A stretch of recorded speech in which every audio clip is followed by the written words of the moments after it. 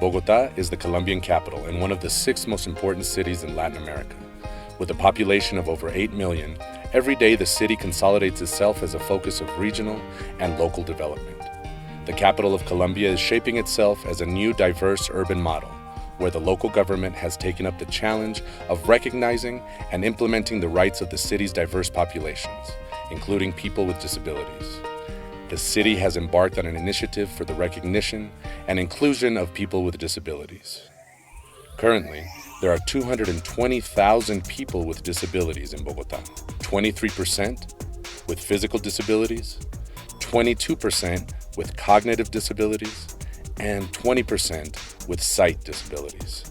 However, there is a high percentage of people with multiple mental and sensory impairments, sight, hearing, deafness, that need to transport themselves easily and without any barriers to the individual's mobility.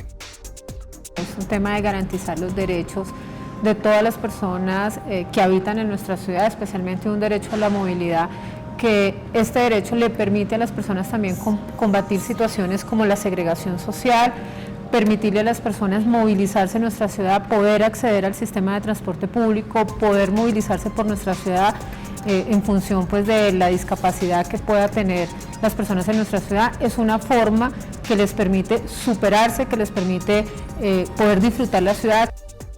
Over the past few decades, the city has developed a variety of infrastructure-based initiatives, a significant step forward in terms of the design and advancement of sidewalks, safe pedestrian crossings, the Transmilenio, Bogotá's rapid transit system fleet, and facilities such as bus stations, pedestrian crossings, and bridges based on international standards.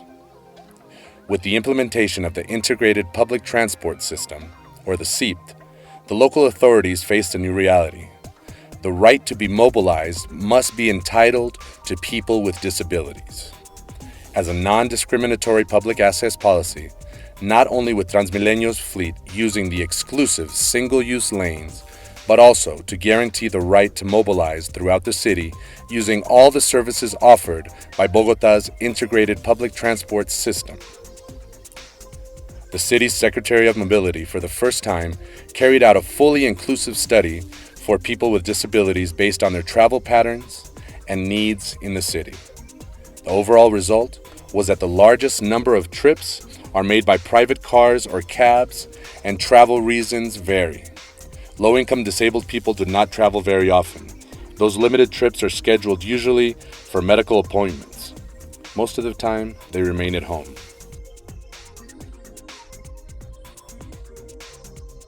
The data was used to design the formulation and development of the Accessible Urban Mobility Plan for the CIPT in Bogotá. The plan was based on 5 keystones, which have become the framework for the city's Secretary of Mobility as follows: suitability of infrastructure, greater coverage with appropriate vehicles, technological enhancement, and activities to train and raise the awareness of the system's drivers. Estas capacitaciones nos sirven mucho porque nos hacen entender las limitaciones que tiene una persona con discapacidad y nos ayudan a darle manejo a las personas con discapacidad. Ya ha cambiado mucho la perspectiva de ver a las personas con discapacidad, ya que sabemos cómo poderlas ayudar, no mirarlas como personas con discapacidad, como personas normales, y las podemos ayudar de la forma adecuada. 1. Infrastructure enhancement for the public urban space.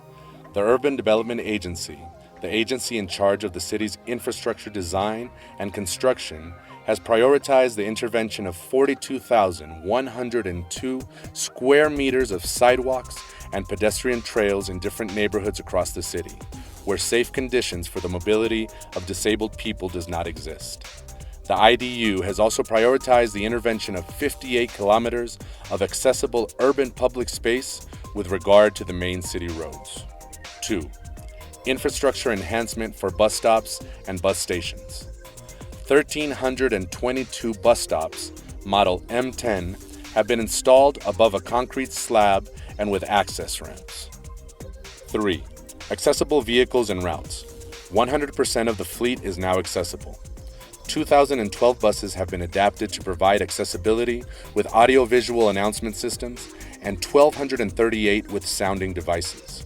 Additionally, 507 buses on the feeder routes have audio-visual announcement systems, and 984 buses are equipped with access features, such as manually operated or power-operated ramps. 4.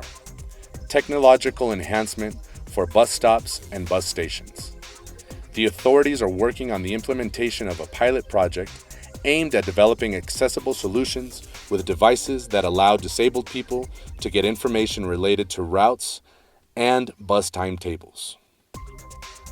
5.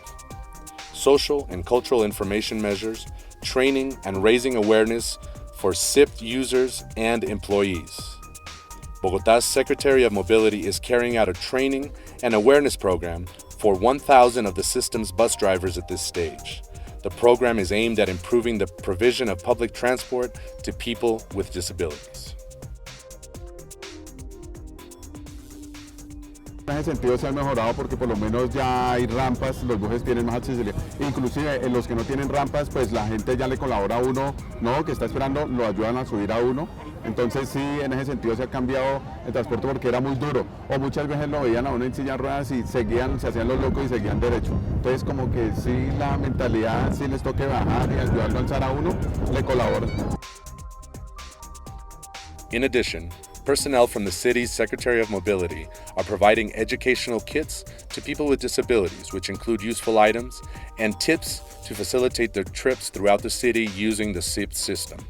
Las personas con discapacidad reclaman además una accesibilidad universal, que no sean soluciones diseñadas exclusivamente para una población, sino que puedan acceder a la ciudad en las mismas condiciones que acceden pues, las personas que se movilizan a diario en la ciudad, y tener en un mediano plazo una Bogotá en términos de movilidad y accesibilidad pues, que garantice el derecho a la movilidad de las personas con discapacidad. All of these efforts demonstrate the increasing commitment and awareness by local authorities to overcome and correct the gap that exists in terms of accessibility for people with disabilities.